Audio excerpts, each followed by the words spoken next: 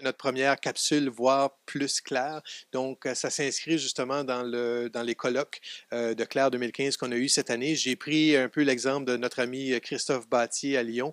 Et puis, on va vous faire un peu des vidéos comme ça pour vous montrer des choses qu'on fait ici dans notre labo créatif. Et juste pour vous montrer vraiment que c'est pas arrangé, on a des élèves qui sont en train de filmer avec nous autres de l'autre côté. Donc, salut les gars.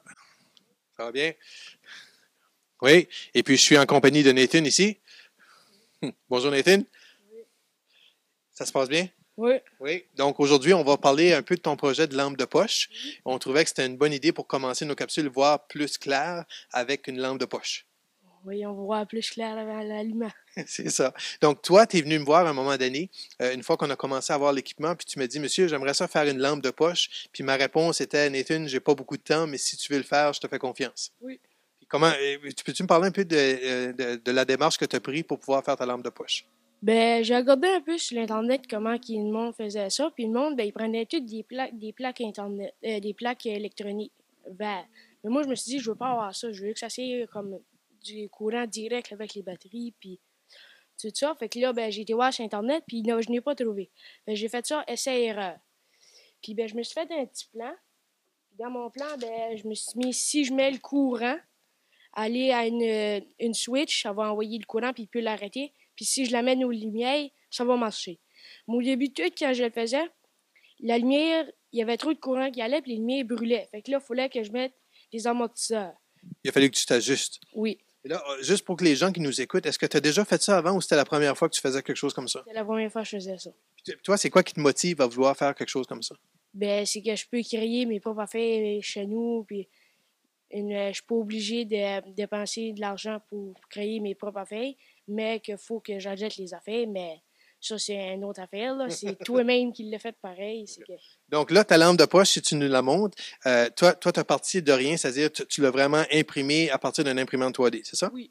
Vous pouvez voir, là, il y en a une qui est en train de faire une démonstration. Elle va imprimer une petite boat. Oui. Mais moi, j'ai départi de ça. J'ai été sur un site internet, Thingiverse, puis j'ai marqué flashlight, puis j'ai trouvé le corps, ce corps site, puis on avait essayé un autre au début tout, puis il n'a pas marché. L'imprimante, elle marchait pas trop bien. Fait que là, on a décidé de prendre lui, qui a bien fonctionné.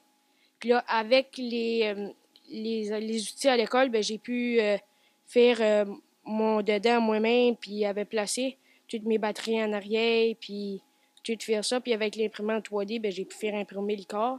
Vous pouvez voir que c'est fait en plastique, puis c'est pas haute qualité, mais ça reste que c'est toi-même qui l'a fait. Donc, pour ceux qui ne connaissent pas trop l'imprimante 3D, si je reviens ici, donc on a la chance à l'école d'avoir une imprimante 3D comme ça. On peut changer, je vois les rouleaux à l'arrière, tu peux juste nous expliquer ça sert à quoi? Ben, faut que tu prennes l'imprimante, puis tu ailles sur Change Filtre. Puis là, tu vas prendre la couleur que tu veux. Puis il faut que tu sautes ton fil ici. Puis tu le changes avec une autre couleur. Puis là, tu peux, comme là, tout de suite, il y a du bleu, mais moi, je peux avoir du rouge, du noir, du gris, toutes les couleurs que je veux avoir.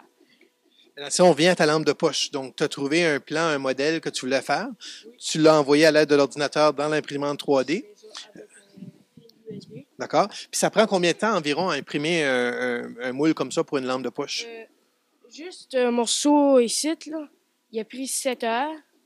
Puis les deux autres morceaux, ils ont pris 2-3 heures. Fait que ça fait à peu près environ 10 heures de printage là, de plastique. Donc, il ne faut pas être trop pressé. Non. Ensuite, une fois que tu as eu ton moule de prêt, c'était quoi les étapes qui sont venues par la suite? Ben, je me suis dit, si que je peux envoyer du courant avec deux fils puis des batteries, ça allume. Mais il faut que je peux arrêter puis rouvrir. Fait que là, je me suis mis à essayer de mettre des switches. Puis la monnaie, ça a fini par fonctionner. Puis j'ai mis des amortisseurs pour pouvoir pas que ça arrête de brûler. Puis à monnaie, ça a décollé. Je l'ai fait, puis ça a marché. Puis Et tu as eu la chance de présenter ta lampe de poche à Claire 2015. oui. C'était quoi la réaction des gens qui visitaient un peu le labo créatif puis qui voyaient ton projet? Ben, qui voyaient pas ça dans leur école, puis qui aimeraient avoir ça, puis ils trouvaient ça intéressant qu'un élève peut créer sa propre flashlight, qu'une compagnie ils peuvent en créer une, mais ils trouvaient ça intéressant qu'un élève peut en créer un. Maintenant, moi, je suis un éducateur, je suis un pédagogue. Là-dedans, évidemment, c'est bien beau avoir tout cet équipement-là, mais il faut que les élèves apprennent des choses. Toi, si tu avais la chance de refaire une lampe de poche, est-ce que tu ferais ça de la même façon ou il y aurait des choses que tu ferais différemment? J'accorderais si qu'il y aurait d'autres corps que je pourrais trouver parce que j'aimerais avoir d'autres formes, tout ça. Mais si je pourrais la faire, je le ferais. OK. À partir de la façon que tu t'es organisé pour faire ton projet, est-ce qu'il y a des choses différentes que tu pourrais faire? Euh, Comme me faire un plus gros plan.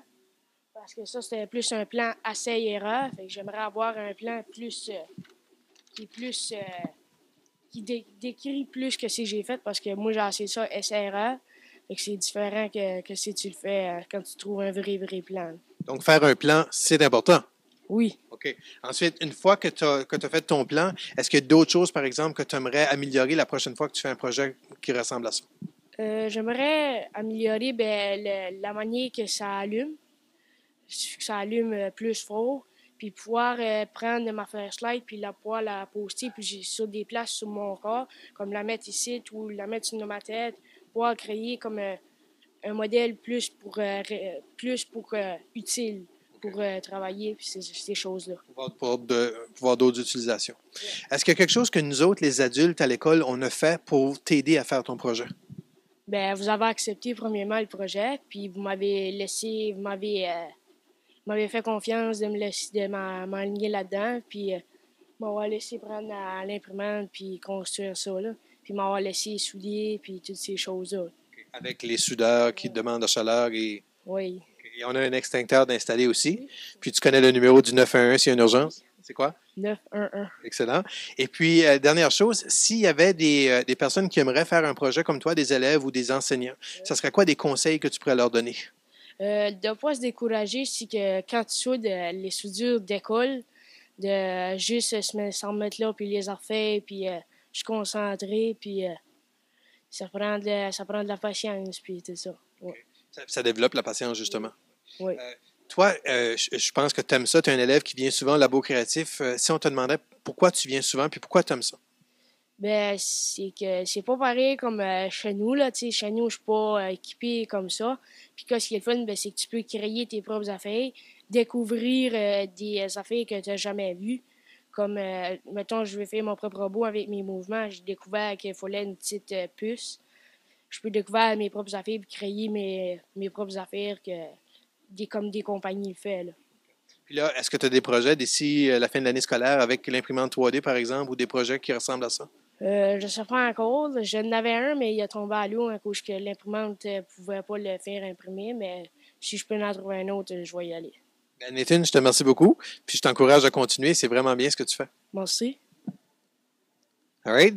Puis c'était Roberto Gauvin en direct du Labo créatif ici au centre d'apprentissage du Haut-Madawaska à Clare au Nouveau-Brunswick. On va essayer dans les prochains jours, dans les prochaines semaines, de faire d'autres capsules comme ça, un peu pour vous montrer des idées de projets qu'on fait ici dans notre Labo créatif. Puis encore une fois, si vous avez des suggestions, bien évidemment, vous pouvez nous laisser ça sur les commentaires en bas de la vidéo sur YouTube ou encore tout simplement contacter l'école en direct.